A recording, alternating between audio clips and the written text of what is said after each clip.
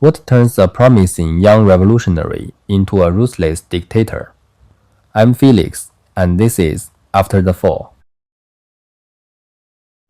So was Stalin just a born murderer?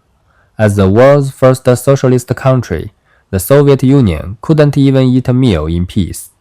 Stalin's actions were radical and brutal. He launched the bloody Great Purge, turned the Soviet Union from an agricultural country into Europe's top industrial power, and defeated Nazi Germany in World War II. 25-year-old Gorbachev, his thinking probably started to change from this point on. He was waiting for a chance to bring down the Soviet Union, that giant beast. At that time, the Soviet Union was in its first 5-year plan period. To catch up with the industrial powers of Europe and America, Stalin pushed industrialization at all costs, demanding that agriculture be sacrificed for industry. Forced industrialization massively increased the number of workers, and the demand for grain kept rising.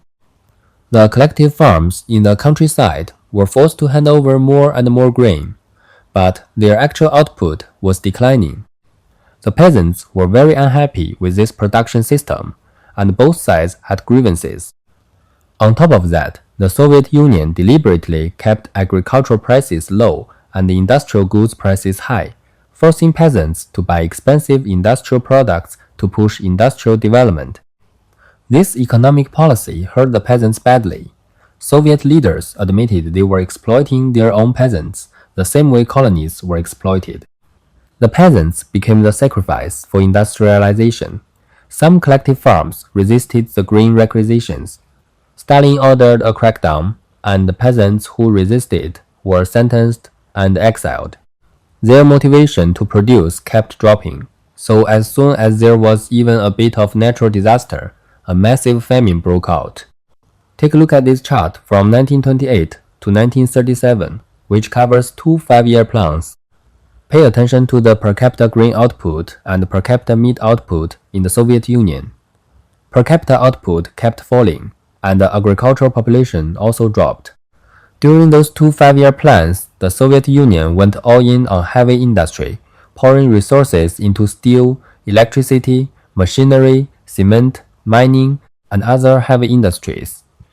The equipment and technology they lacked were bought directly from European and American countries. Back in 1913, Russia's industrial output was 2.6% of the world total. The US had 38.2%, Britain 12.1%, Germany 15.3%. The gap was huge. With that level of industry, fighting against the European powers in World War I was tough. After pulling out of the war, by 1920, the country's industrial output had fallen by 7.6%, and agricultural output was cut in half. When they started the first 5-year plan in 1928, the Soviet Union was a battered semi-agricultural country, with total industrial output ranking only 5th in the world. By the end of the second 5-year plan in 1937, just 10 years, the Soviet Union's industrial output became number 1 in Europe, number 2 in the world, only behind the US. Look at the share of global industrial output among the world powers in 1913 and 1937. The Soviet Union changed the most. I never found the exact numbers on how the Soviet industrial workforce changed from 1928 to 1937, but I did find that the share of industrial output in the national economy rose from 42.1% to 77.4%, which means a huge number of people moved into industry. The agricultural population shrunk, peasants resisted the collective farms, they were exploited, industry was heavily protected, and with a little natural disaster, a massive famine happened. So was Stalin just a born murderer? Did he specifically enjoy torturing Soviet peasants? Again, when judging history, don't rush to put on a simple one-sided face. In real life, no political leader is crazy enough to want to destroy his own people. There's usually a specific historical background. After World War I ended, the conflicts between countries weren't really resolved. They just cooled down for a few decades. The international atmosphere was always tense, and nobody knew when war would break out again. As the world's first socialist country, the Soviet Union couldn't even eat a meal in peace. It felt like countless people had guns aimed at it. If the Soviet Union hadn't gone all in on heavy industry, it would have been doomed. So Stalin was dead set on sacrificing everything, using the whole country's strength to industrialize quickly, even if it meant millions of deaths in Ukraine. He would move forward without hesitation. That's a major reason why Ukrainians still hate Russia to this day.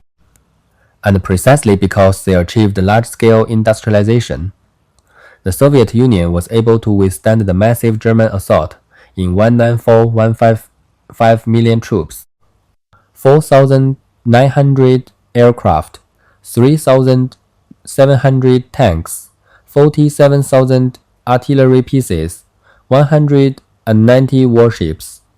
Germany's industrialization was more advanced. In 1941, Germany had 1.2 million machine tools nationwide, more than the US's 900,000. They also produced 32 million tons of steel, 500 million tons of coal, and 4.8 million tons of oil. But their industrial workforce was limited. Germany only had 65 million people in 1941.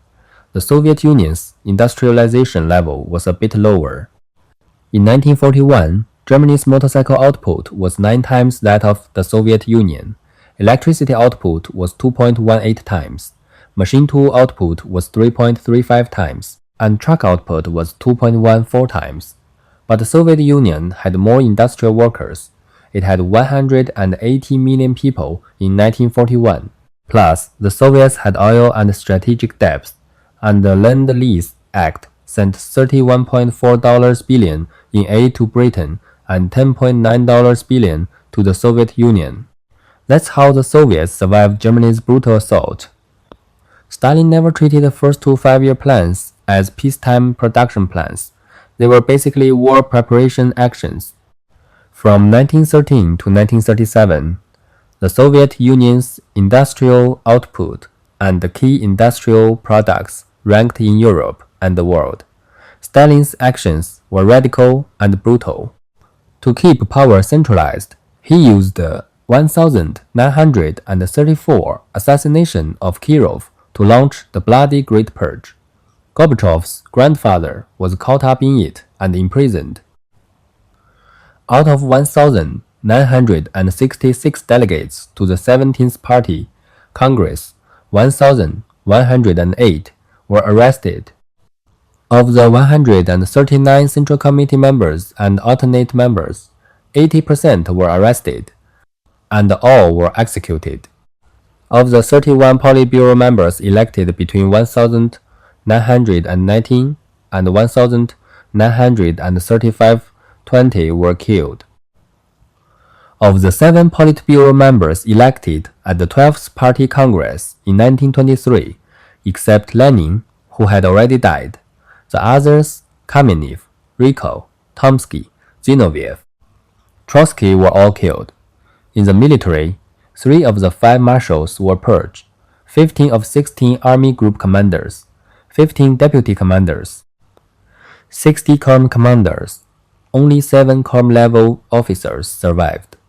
Of 136 division commanders, only 63 survived. About 35,000 of the 80,000 officers were purged from the army, sentenced and executed.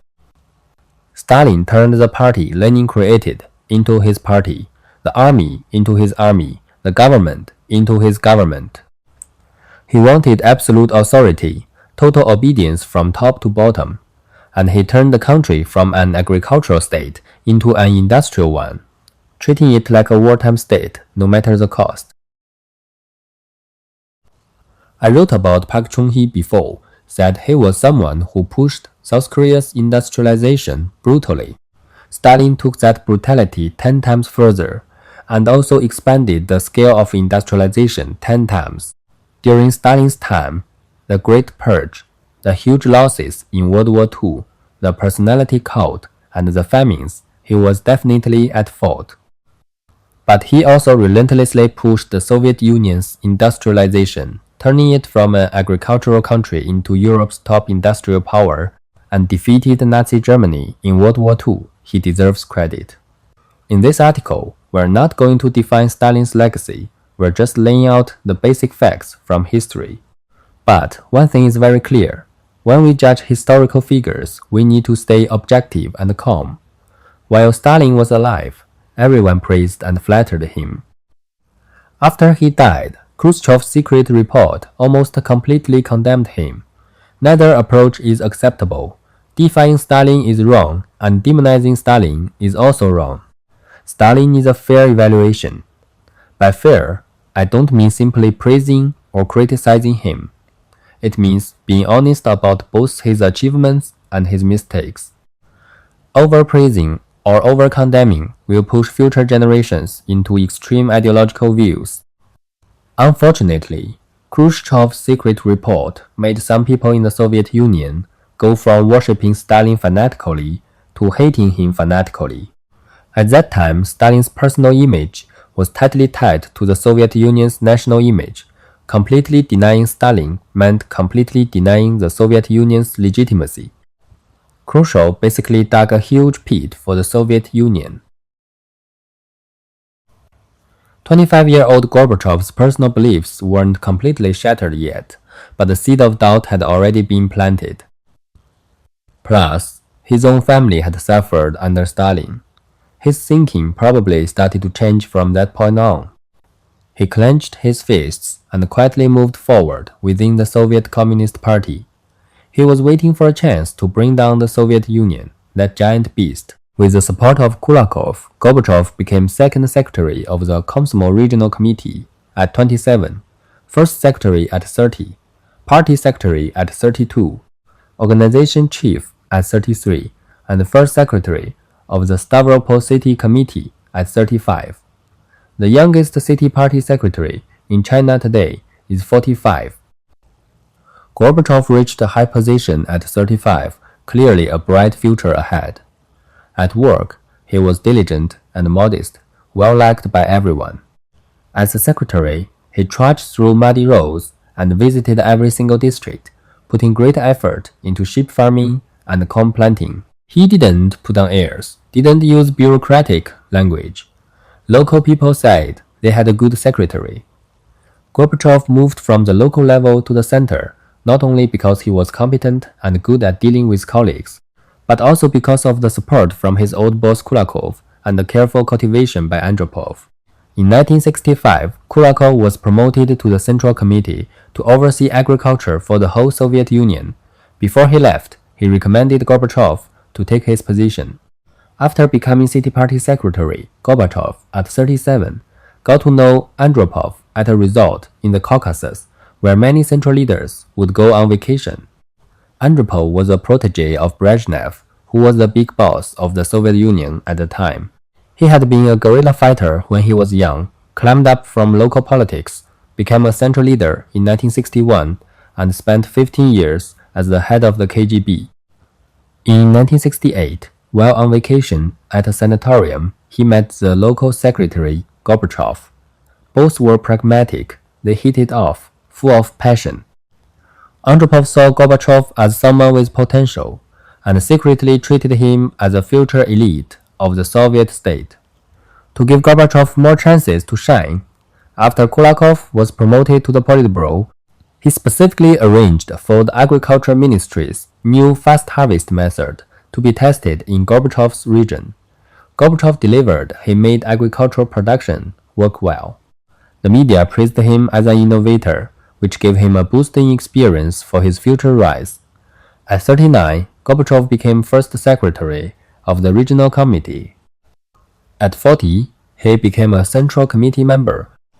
He held the position of Regional Party First Secretary for 8 years, but never got a chance to speak at a Central Committee plenum only because Brezhnev's cronies didn't like him. The reason they didn't like him was that he didn't fit in with the official culture of the time. As a pragmatic local official, Gorbachev didn't use a personal car. He walked to work every day. He didn't shop at the special stores for officials. His kids went to regular schools, not special ones. He would grab random people on the street to hear their opinions. He personally improved the soil, supervised the construction of the Stavropol Canal, installed gas systems, intensively managed the livestock industry, and developed grape growing and winemaking in the region. Young Gorbachev was a dynamic, hands-on guy, but his self-restraint, avoiding many privileges, made other high officials wary of treating him as one of their own. The widespread privileges were a growing gap between the Soviet official class and ordinary people, and an important reason why the Communist Party drifted further away from the people. The earliest privileges for Soviet officials started with the nutrition canteens Lenin set up, but the intention back then was completely different from later. Russia was dirt poor at the time. Lenin and the early officials lived the same material life as the people. Once, a grain official reported to Lenin after transporting grain and collapsed in front of him. He had starved himself rather than touch the grain he was transporting. Lenin was touched. To keep officials healthy so the administrative system could function, he set up the nutrition canteens. From those special canteens, officials' privilege just kept growing. But what happened when Gorbachev finally took the helm? Next time on After the Fall, we watch a superpower crack from the inside out. If you want to see the full picture, make sure you subscribe.